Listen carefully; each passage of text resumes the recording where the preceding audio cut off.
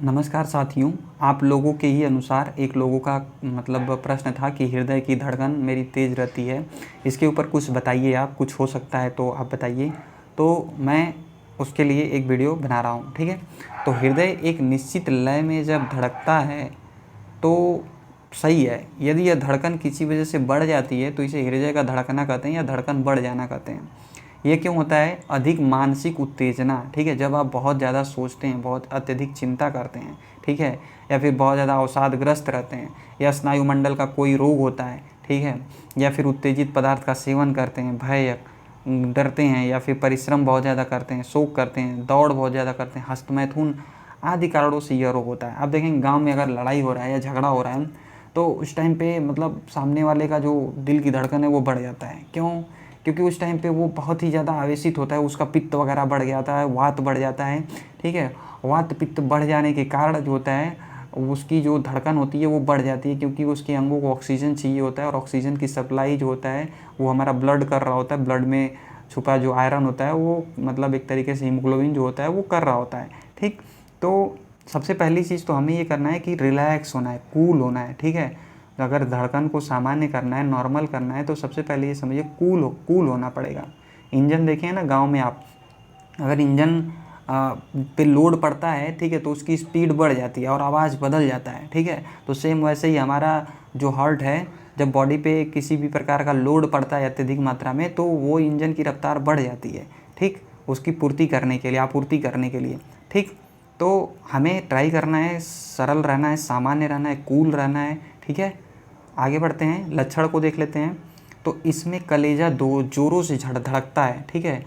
शुष्कता, तृष्णा, प्यास ज़्यादा लगती है, तंद्रा, अजीर्ण, भूख की कमी, दिल बैठने सा लगता है आदि लक्षण प्रकट होते हैं, ठीक। तो दोस्तों मैंने क्या कहा कि जो गांव का इंजन होता है जो क्या करता है, सप्लाई करता है ब्लड का, अरे सॉरी, जो पानी का सप्लाई करता है ज़मीन के अंदर से निकाल करके, सेम वैसे ही हमारा जो हार्ट है वो क्या करता है, पूरे शरीर में ब्लड की सप्लाई करता है, ठीक है। और उसके माध्यम से ऑक्सीजन को ढोया जाता है, उससे उसके माध्यम से शरीर का पोषण होता है। तो जब कभी भी शरीर पे अत्यधिक कार्य लिया जाता है, अत्यधिक तनाव लिया जाता है, अत्यधिक क्रोध, अत्यधिक शोक, अत्यधिक लोभ या फिर जलन ईर्ष्या वगैरह होती है तो इसकी स्पीड जो है वो बढ़ जाती है। और जब स्पीड बार बार बढ़ती है तो फिर आगे चल के दिक्कत होने लगती है। तो अब आगे देखते हैं कि लक्षण हमने देख ही लिया, ठीक है। और हाथ पैर भी ठंडे होने लगते हैं, सांस लेने में कठिनाई होने लगती है, ठीक है, सांस चढ़ जाती है बहुत सारे लोगों की लड़ाई झगड़ा करते करते, ठीक। तो इन सब चीज़ों से दूर रहना है। और इसका उपचार देख लेते हैं क्या करना है इसके लिए।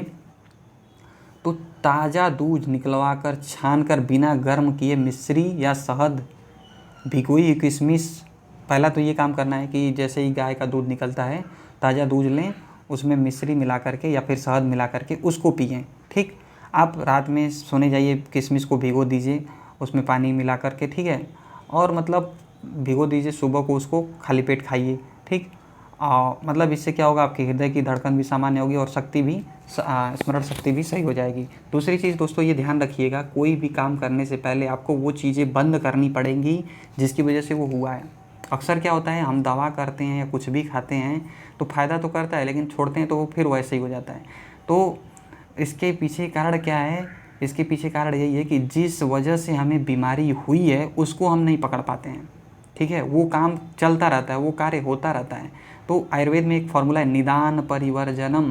क्या आपको बीमारी जिस कारण से हुई है पहले उस कारण को ढूंढिए और उस कारण को बंद करिए, बीमारी 60 से 70% ऐसे ही खत्म हो जाएगी, ठीक। पिस्ता हृदय की धड़कन को कम करता है, पिस्ता का आप उपयोग कर सकते हैं, पिस्ता को पीस करके दूध में डाल करके उसमें मिश्री मिला करके, ठीक। जिनके हृदय की धड़कन बढ़ गई हो या हृदय रोग से बचना चाहते हैं तो वो क्या करें, वो नियमित रूप से प्याज का सेवन करें, ठीक है। इससे हृदय क्या होगी, सामान्य होगी। कुल मिलाकर के आपके शरीर में पित्त और वात प्रकृति बढ़ रही है, उसको शांत करने के लिए कफ तत्व को बढ़ाना पड़ेगा, ठीक है। आपका मतलब आपके शरीर में कफ तत्व को बढ़ाना पड़ेगा, इस चीज़ को ध्यान में रखिएगा, ठीक। दूसरी चीज़, अंगूर खाने से घबराहट दूर होती है तो अंगूर का आप उपयोग कर सकते हैं, ठीक है। और रात में सोने जाइए तो सोते टाइम दूध में आप घी डाल के पी के सोइए, ठीक है। आप देखिए पेट साफ़ हो रहा है कि नहीं हो रहा है। तो कुछ चीज़ों का आप ध्यान रखिए, क्योंकि देखिए हम एक कोई भी सामान खरीदते हैं तो उसकी अच्छे से देखभाल करते हैं, जानकारी लेते हैं। अब ये शरीर इतना बड़ा सिस्टम है तो थोड़ा बहुत जानकारी तो होना ही चाहिए। यदि दिल बहुत धड़कता हो तो गुलाब की सूखी पत्तियों का चूर्ण मिश्री में मिलाकर लें, ठीक है। 1-1 चम्मच की मात्रा में इस चूर्ण को गाय के दूध के साथ सेवन करें, ठीक है, क्योंकि गुलाब जो होता है वो भी एक तरह का मधुर गुड़ लिए होता है, ठीक। तो ये आपके कफ गुड़ को बढ़ाएगा, ठीक। अनार के कोमल पत्तों को पीसकर प्रायः शाम पीने से दिल की धड़कन कम होती है, ठीक। तो ये भी एक अच्छा तरीका है, ठीक। और गर्मी के दिनों में कुछ लोगों को घबराहट और बेचैनी महसूस होती है, उस दौरान दिल की धड़कन तेज़ हो जाती है। ऐसे में गुलाब के पुष्प को प्रातःकाल धोकर चबाकर खाने से आराम मिलता है, ठीक है दोस्तों। तो प्रकृति हमें चारों तरफ उपाय दे चुकी है, व्यवस्था की है, बस हमें उस उपाय को अपने जीवन में लागू करना है। लेकिन निदान परिवर्जन किस कारण हो रहा है उस चीज़ को ध्यान में रखिएगा। आगे बढ़ते हैं। पके हुए सुगंधित बेल का गूदा मलाई में मिलाकर खाते रहिए, दिल को ताकत मिलेगी, ठीक है। बेलपत्र का 10 ग्राम रस निकालकर गाय के घी में मिलाकर पी जाएं। एक बार में ही पूरा आराम न आए तो 2 घंटे बाद एक और मात्रा ले लें, ठीक है। सेब का शरबत भी दिल की घबराहट को दूर करता है। बीज निकालकर 100 ग्राम सेब के टुकड़े काट लें और 200 ग्राम पानी में उबालें। थोड़ी देर में सेब के टुकड़े गल जाएंगे और 200 ग्राम मिश्री की चाशनी बना लें। 25 ग्राम नींबू निचोड़ दें। इस चाशनी में उबले हुए सेब पानी सहित डाल दें और शरबत बनाकर पी लें। टुकड़े अलग से खा लें। दिल बैठता हुआ सा लगे तो यह शरबत पी लें, ठीक है। तो तरीके बहुत सारे हैं, लेकिन पहले मैं वही बोलूँगा कि जिस कारण से हुआ है उसको आप ध्यान रखें। बाकी इसको आप अपने आप से पढ़ सकते हैं, क्योंकि वीडियो काफ़ी लंबा हो रहा है। दोस्तों, अगर वीडियो अच्छा लग रहा हो, समझ में आ रहा हो तो कमेंट बॉक्स में कमेंट ज़रूर करें। आपका कोई क्वेश्चन हो तो उसको ज़रूर पूछें। बाकी मिलते हैं नेक्स्ट वीडियो में। आप किस टॉपिक पे वीडियो चाहते हैं उसको कमेंट बॉक्स में ज़रूर रिप्लाई करें। धन्यवाद दोस्तों।